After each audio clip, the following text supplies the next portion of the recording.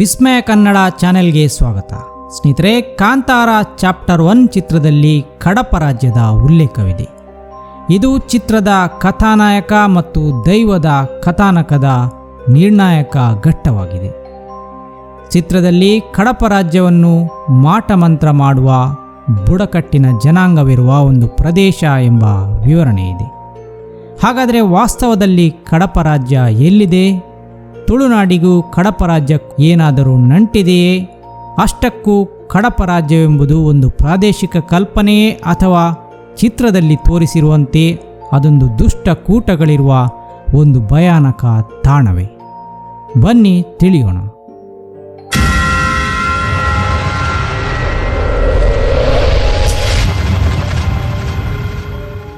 ಸ್ನೇಹಿತರೆ, ಚಿತ್ರದಲ್ಲಿ ಕಡಪ ಎಂದರೆ ಕದಂಬ ಕಾಲದ ಒಂದು ಬುಡಕಟ್ಟು ಜನಾಂಗ ಮತ್ತು ಮಾಟ ಮಂತ್ರದಲ್ಲಿ ಪರಿಣತಿಯನ್ನು ಪಡೆದ ಪ್ರದೇಶ ಅಥವಾ ರಾಜ್ಯ ಎಂದು ತೋರಿಸಲಾಗಿದೆ.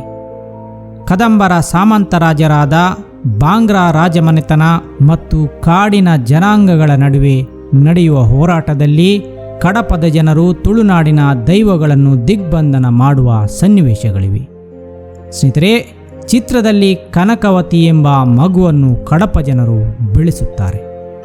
ಅವರ ವಾಮಾಚಾರದಿಂದ ದೈವದ ಶಕ್ತಿಯನ್ನು ಸ್ವಾಧೀನಪಡಿಸಿಕೊಳ್ಳುವ ಯತ್ನ ಕಥೆಯಲ್ಲಿ ಕ್ಲೈಮ್ಯಾಕ್ಸ್ಗೆ ದಾರಿ ಮಾಡಿಕೊಡುತ್ತದೆ.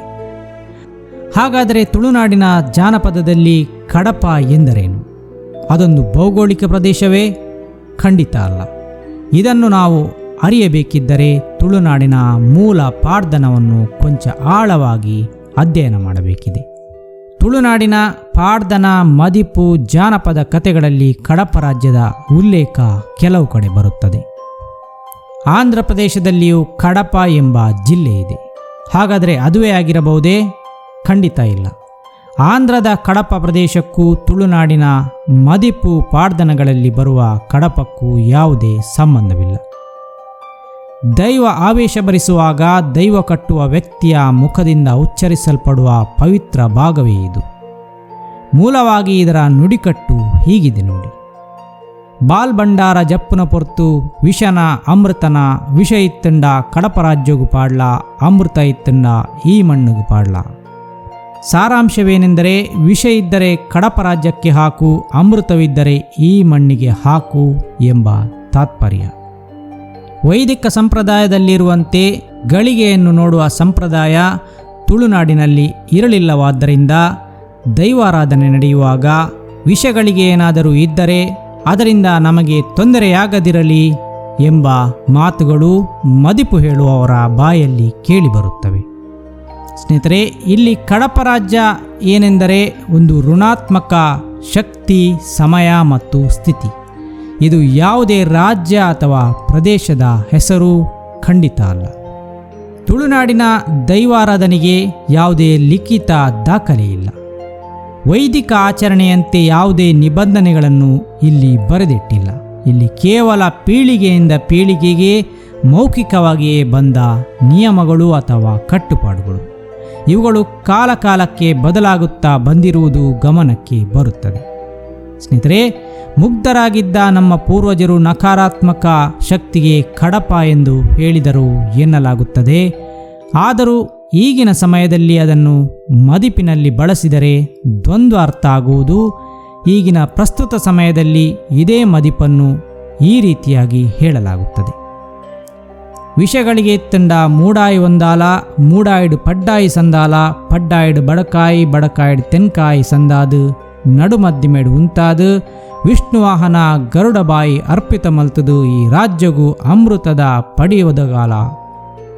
ಇಲ್ಲಿ ವಿಷ್ಣುವಾಹನ ಗರುಡ ಎನ್ನುವುದು ವಿಷ್ಣುವನ್ನು ಉಲ್ಲೇಖಿಸುವ ವೈದಿಕ ಪ್ರಭಾವದ ಪದ. ಇದು ಖಂಡಿತವಾಗಿಯೂ ತುಳುನಾಡಿನ ಮೂಲ ಪಾಡ್ದನ, ಮದಿಪು ಸಂಪ್ರದಾಯದ ಭಾಗವಲ್ಲ. ಸ್ನೇಹಿತರೆ, ಕಡಪ ರಾಜ್ಯ ಎಂಬ ಪದವು ಕಾಂತಾರ ಚಿತ್ರದಲ್ಲಿ ಮೊದಲ ಬಾರಿಗೆ ಕಲಾತ್ಮಕವಾಗಿ ಬಳಕೆಯಾದರೂ ತುಳುನಾಡಿನ ಪಾಡ್ದನಗಳಲ್ಲಿ ನಾವು ಮೊದಲೇ ಹೇಳಿದಂತೆ ಅಮೃತಕಾಲ, ವಿಷಕಾಲ ಎಂಬಂಥ ಕಾವ್ಯೋಕ್ತಿಗಳು ಕಂಡುಬರುತ್ತವೆ. ಕಾಂತಾರ ಚಿತ್ರದಲ್ಲಿರುವ ಕಡಪ ರಾಜ್ಯ ಅಥವಾ ಕಡಪ ಜನರು ವಾಮಾಚಾರ ಮಾಡುವ ಒಂದು ಕಾಲ್ಪನಿಕ ಜನಾಂಗ ಅಥವಾ ಪಂಗಡವಾಗಿದ್ದಾರೆ. ಬಾಂಗ್ರಾ ಅರಸರ ಜತೆ ಸೇರಿ ಇಲ್ಲಿನ ದೈವಗಳನ್ನು ದಿಗ್ಬಂಧನ ಮಾಡುವ ಹುನ್ನಾರವನ್ನು ಕಾಲ್ಪನಿಕವಾಗಿ ನಮಗೆ ತೋರಿಸಲಾಗಿದೆ. ಸ್ನೇಹಿತರೆ, ಕೊನೆಯದಾಗಿ ರಿಷಬ್ ಶೆಟ್ಟಿ ಪಾಡ್ದನದ ಮೂಲ ತತ್ವವನ್ನು ಚಿತ್ರದಲ್ಲಿ ಬಳಸಿದ್ದಾರೆ.